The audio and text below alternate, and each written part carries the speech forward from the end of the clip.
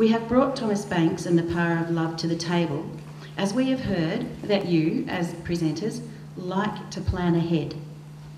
We are working towards premiering this work in 2014, with a view to touring in 2015. In 2013, Thomas Banks is also a Next Wave Kickstart artist. So let me introduce you to him and director Lucy Freeman now.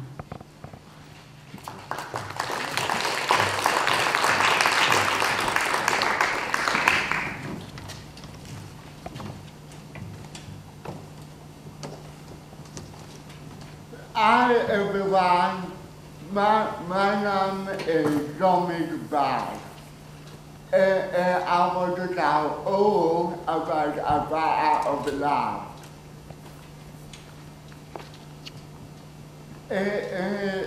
All I write, I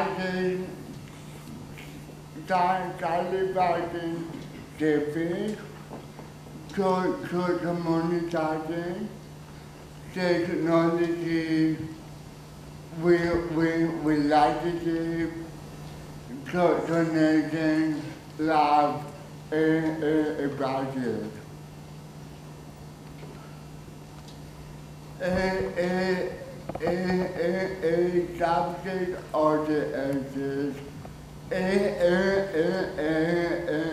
and silencing and keeping wide. Everything but everything. I about capability and sexuality for a darling of our personal story.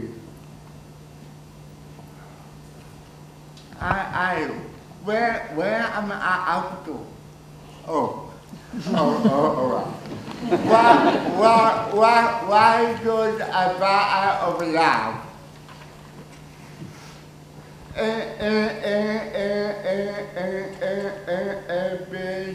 So I'm that disciples, I do it, I feel with I bullied is all humanity, all humanity.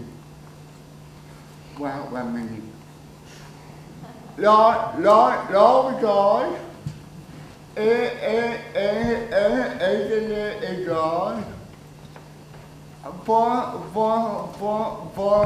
for I support all the earth, to turn table with a gun dead. Where are we to work with all to build our community? And my audience.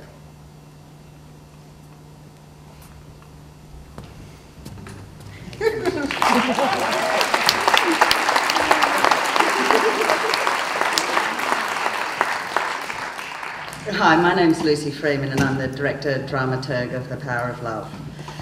I'm going to show you some images which come from our creative development first phase showing in 2012, and hopefully the images will give you some insight into the importance of communication to this work. Communication is particularly important to Thomas in his desire to be heard and understood, and his and also in his connection with other people. In the work, we're using and integrating lots of forms of communication as a way of telling the tale, and also to support the audience in their understanding of Thomas, particularly early in the piece when the audience's ear may not have quite attuned to Thomas's idiosyncratic style of speaking. We've got using technology in the piece is kept really quite simple though. It's straightforward, and use of projection of still images which can double in their purpose as a surtitle. We've also using in the design aesthetic, where it's informed by the use of technology, in particular texting, social media, emailing, and the types of communication that Thomas and many in his generation consider vital. Originally, we imagined this as a one-man show.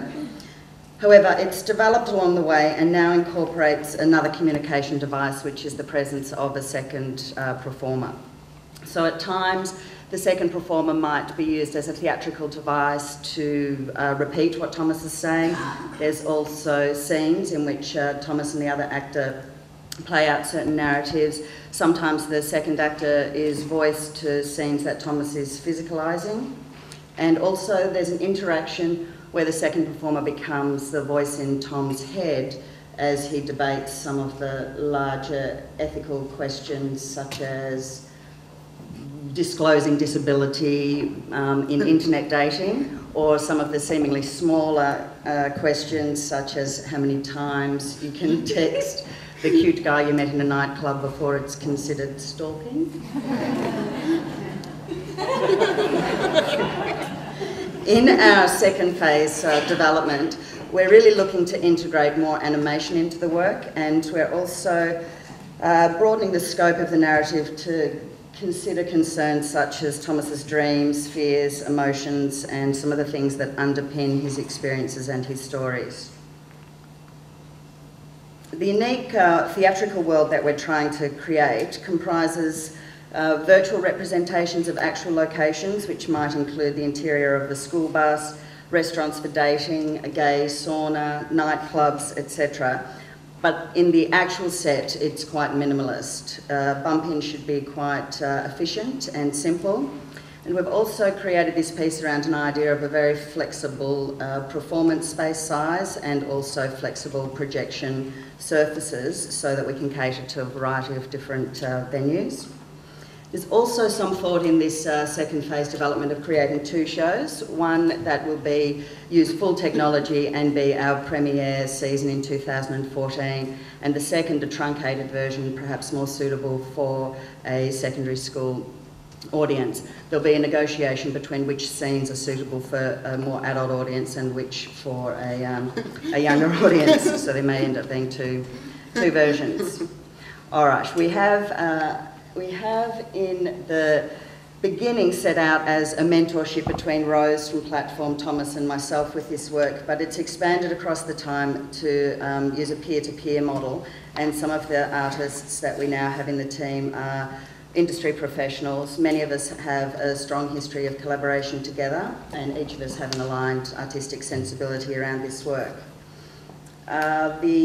Even with that peer-to-peer, the main focus still is on Thomas's unique experiences, and his whimsical and humorous and inspirational personality comes into the character, comes into the performance piece. And with that in mind, I thank you for your time, and I'll throw to Thomas for the last word.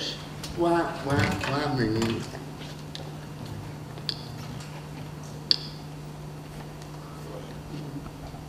I have a disability called cerebral palsy, but it's a disability which only rare, exciting, intelligent and amazing people are born with. Thank you.